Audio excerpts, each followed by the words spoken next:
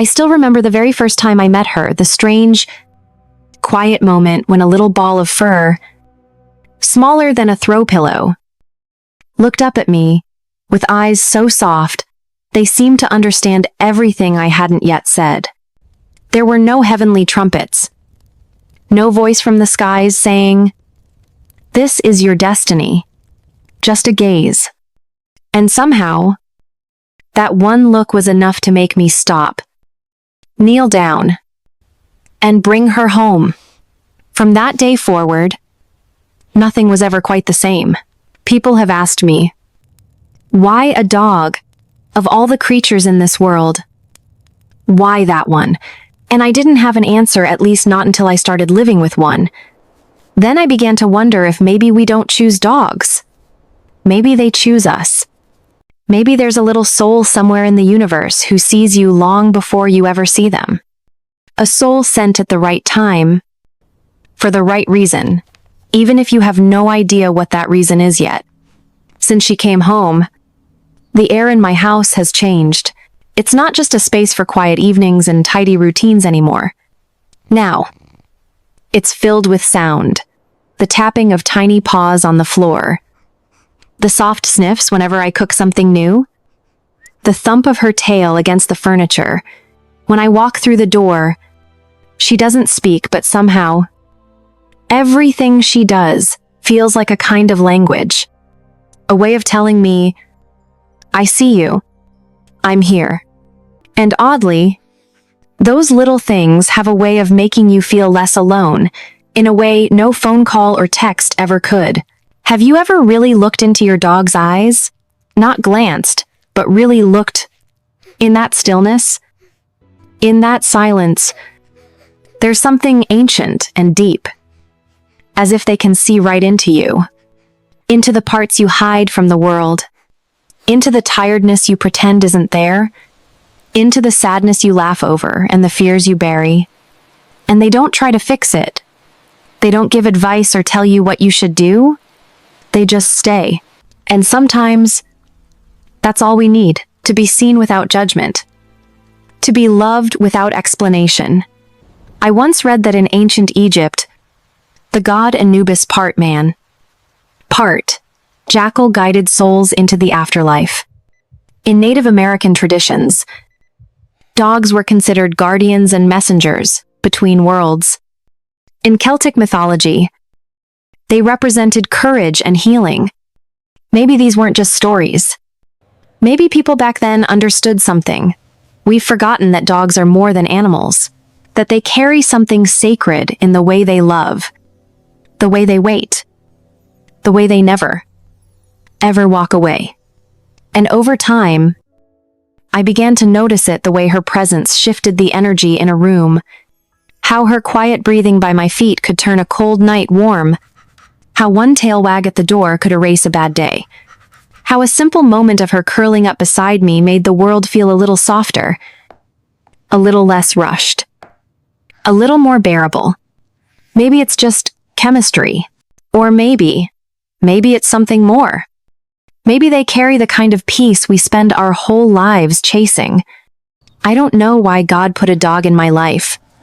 Maybe because I was more fragile than I wanted to admit. Maybe because I needed someone to teach me how to love without fear. Or how to stay even when it's hard. Or maybe, just maybe, because I was lost. And he knew that the best way to bring me home wasn't with a map, or a sign, or even a voice. It was with a little creature who didn't need words to lead the way. One who just showed up, lay quietly by my side, and reminded me with every breath, you're not alone anymore. It didn't take long for me to realize that what I had brought home wasn't just a dog. It was something closer to a living embodiment of grace, a breathing, wagging, four-legged reminder of the kind of love we rarely experience in this world. I'm not talking about the kind of love that's neat and polite, the kind you write about in birthday cards or seal with flowers. I'm talking about the kind that waits at the door even when you're late. The kind that forgives you before you even know you've made a mistake. The kind that celebrates your return like it's the first time they've ever seen your face. You don't understand this kind of love at first. It sneaks up on you. One moment, you're just feeding them breakfast and checking your phone. The next house, you're watching them eat with this ridiculous sense of peace, as if their tail wagging is the only thing keeping the world from falling apart. And slowly, you begin to realize that this love, this strange, simple, unconditional devotion is changing you, making you softer, slower, a little less afraid to show that you care too much. Some people say dogs are just animals, but I've watched her love me through things I could barely admit to myself. I've seen her curl up beside me on nights when I couldn't sleep, when my chest felt too tight and the world too loud. She never asked questions, never needed an explanation. She just stayed. And that kind of presence, that kind of silent loyalty, it's holy. In a world that demands constant performance, it's a kind of sacred rebellion to just be loved for existing. And here's something I've always found strange. In a quiet, poetic kind of way, dog spelled backwards is God. Maybe it's a coincidence. Maybe it's not. But when I watch how she loves, how fully, how fiercely, how freely, I start to wonder if that wasn't the point all along. That maybe God knew we needed something down here to remind us what real love looks like. Not the kind you earn or prove or chase after, but the kind that just is. The kind that doesn't keep score, that doesn't leave when things get ugly. That forgives. Again and again. Even when you forget to show up. There have been days when I've failed. When I've come home angry or tired, or so lost in my own storm that I forget to look down and see the little face staring up at me, waiting. There have been times when I've pushed her away, frustrated or overwhelmed or too tangled up in my own mind to make room for anything else. And still, she comes back every time, tail wagging, eyes soft, love unbroken. That's not just affection. That's divine. And science, of course, will tell you that petting your dog lowers your cortisol levels, that it triggers oxytocin, that it reduces anxiety and slows your heart rate. And sure, that's comforting, but no study will ever fully explain what happens when you feel that tiny body press against yours after a hard day. No chart or graph can measure the quiet magic of knowing someone has stayed not because they have to, but because they choose to, again and again, without needing a reason. I've seen therapy dogs walk into hospital rooms and shift the air like incense. I've watched videos of survivors clinging to their dogs after disaster, tears soaking into fur that doesn't flinch. I've read stories of veterans who sleep for the first time in years, simply because a dog is lying beside them. These aren't coincidences. Dogs don't just enter a space, they change it. They don't just sit in silence, they anchor it. They carry peace like a second skin. And if you've ever lived with one, you know, you've seen it. That look they give you in the middle of the night, when the rest of the world is asleep and your mind is still spinning. That look that says, "You're safe now." That look that pulls you back into the present, where your breathing slows and your heart softens. And for just a moment, everything is okay. That's what it means to be loved by a dog. That's what it means to be seen by something holy. There's something about loyalty that you don't fully understand until you've lived with a dog. Not the kind of loyalty people write about in fairy tales or recite in wedding vows. I mean the kind that stays when everything else feels like it's falling apart. The kind that waits. Not because it's convenient, but because it's who they are. Built in, sewn into the fabric of their soul. I remember reading about a dog once, Hachiko. His name was, in Japan. His owner died suddenly at work one day and never came home. But the dog didn't know that, so he waited. Every evening. for 9 straight years. Hachiko returned to the train station, sitting in the same spot where he last saw his person, eyes scanning every face in the crowd, waiting, hoping, loving, even in absence. I cried the first time I read that story, not just because of what the dog did, but because I realized if I were gone tomorrow, my dog would do the same. That's the kind of love we dream about, isn't it? The kind that doesn't give up when we disappear? The kind that doesn't grow bitter in our absence or demand an explanation when we come back? The kind that believes, against all odds, that we are worth the wait. Sometimes I wonder how that kind of devotion fits into a world like this so fast, so forgetful, so quick to move on. I've watched people turn away from each other over things a dog would forgive in a heartbeat. I've seen families crumble over words never meant to wound. Friends grow distant over silence that was really just exhaustion, but a dog scolded them. And 10 minutes later, they're curled up beside you, tail thumping softly, asking nothing except maybe a scratch behind the ear and a little space in your lap. There's something holy in that kind of forgiveness, something I wish I could learn more easily. I've made mistakes. I've had moments of sharpness. I wish I could take back days when I was too busy, too distracted, too wrapped up in my own head to offer a kind word or a soft touch. But she never held it against me, not once.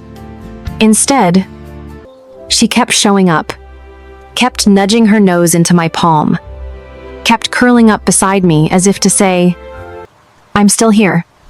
I'm not going anywhere. That kind of presence changes you. It humbles you. You start to question the way you love others, how easily you pull away when it gets hard, how often you expect people to earn their place in your life.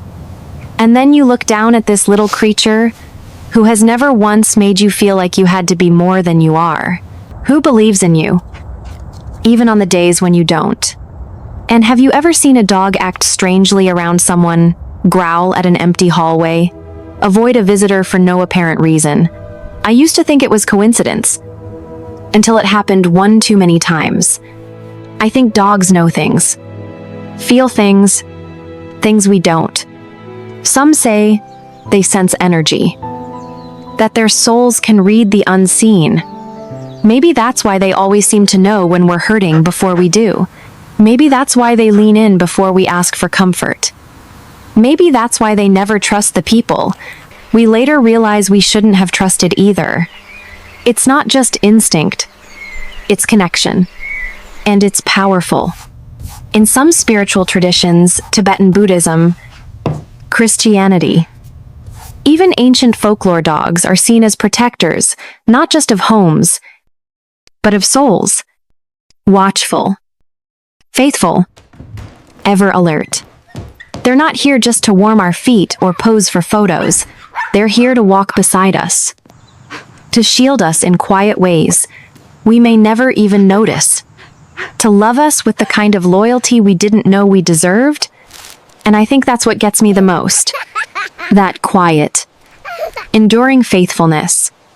The way they stay, not because you've earned it, but because you exist, because in their eyes, you are already enough. Maybe that's what heaven feels like. A small body pressed gently against your side, a pair of eyes that never doubt you, and the soft sound of breathing that whispers, without words, I'm here, always. I've started to believe, truly believe, that my dog chose me long before I ever found her. Not in the way I chose her from a shelter, or a breeder, or a blurry photo on a website, but in a deeper, older way, as if somewhere far beyond the moment we met, in a space untouched by time or memory. Her little soul looked at mine and said, that one. I'll walk beside that one. Some people call it a soul contract. Others call it divine timing. I don't know the name for it, Really. All I know is that when she came into my life, it didn't feel like something new. Bailey. It felt like something returning. Like something I had forgotten I was waiting for. And if you've ever lost a dog, truly lost them, you know what I mean when I say that it doesn't just feel like losing a pet? It feels like a part of your body suddenly went missing. Like your days no longer fit together the same way. There's this unbearable silence. The kind that sneaks up on you in the moments you least expect, the quiet after dinner when no one's sitting by your feet, the sound of keys jingling without the frantic scratch of paws racing to the door, the stillness of the bed, at night, where warmth used to curl against your side. It's grief. Yes, but it's more than that. It's the weight of a presence that became so entwined with your own that its absence feels like a hole in the shape of a heartbeat. And yet, even in that silence, even in that unbearable missing, you feel them. Not always, not clearly, but often enough to know they never really left. Sometimes it's a dream, so vivid you wake up feeling like you've just been held. Sometimes it's a random gust of wind or the softest brush of something across your leg when there's nothing there. Sometimes it's the way the light hits the floor just right. And for a split second, you swear you see a familiar shape resting in the sun. I used to think I was imagining it. Now, I think it's just them reaching across the distance, reminding us that love, real love, it just changes shape. And I hold on to that, especially in the quiet hours. When I miss her most, I hold on to the belief that when my time comes, when I close my eyes and step across whatever threshold separates here, from there she'll be waiting. Not as some angel with wings or halo. Not as a memory. But just as she always was, tail wagging, eyes bright, like no time has passed at all. Because that's the kind of love dogs give you. Eternal. Forgiving. Endless. It doesn't keep score. It doesn't fade. It doesn't even need you to say thank you. It just is. And that's what makes it so unbearable to lose, and so unspeakably beautiful to have known. Sometimes I wonder if that's why God made dogs the way he did, small enough to curl into our laps, gentle enough to calm our storms, brave enough to protect us from shadows, and loving enough to carry the pieces of us we didn't even know were broken. Maybe they were never meant to stay forever. Maybe they were meant to remind us what forever actually feels like. Because dogs, if you ask me, aren't just pets. They're the pause between heartbeats, the warmth in a cold room, the soft echo of a prayer you didn't know you were whispering. They're the proof that God never wanted us to feel alone. So if you're reading this with a dog curled at your feet, or stretched across your lap, or waiting for you at the door, look at them. Really look. Because what you have isn't just companionship, it's a miracle in fur. A little soul who saw you, chose you, and decided to make this life a little softer, a little louder, a little more full of love. And if your dog is no longer here, if they've crossed that quiet space beyond the world, I hope you'll trust that they're still with you. In every way that matters. In the quiet, in the memory, in the spaces they once filled, and someday, when your own journey is done, I like to think they'll be the first one waiting at the gate, tail wagging, just like always, because they never really leave us. They walk us home,